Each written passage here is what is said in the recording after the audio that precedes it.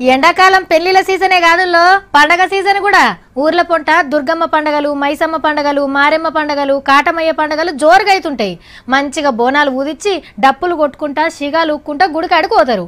ఊరును బట్టి 100 బోనాలు ఉండొచ్చు, 200, 500 ఉండొచ్చు, 1000 కూడా ఉండొచ్చు. పెద్దూరైతే ఓ 2-3 వేల బోనాలను కూడా చూసుంటారు.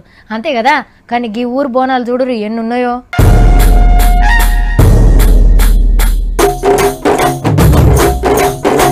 ఎట్లుంది బోనాల జాతర? 100, 1000 కాదు, 10,000 బోనాలు. అక్కలు అన్నలు అందరు కలిసి బోనం ఎత్తుకొని వస్తుంటే చిన్న సంబరం కాదు పొంది.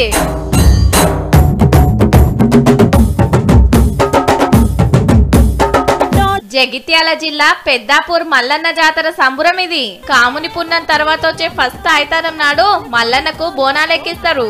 ఆగో బోనాల ముంగట ఏషాలు కట్టుకొని శివసత్తులు పూనకాలు డోలు సప్పుల మూతలు చిన్నగా లేవుపోండి. మన తెలంగాణ నుంచే కాదు 3-4 రాష్ట్రాల నుంచి మస్తు మంది భక్తులు వచ్చిండ్రు.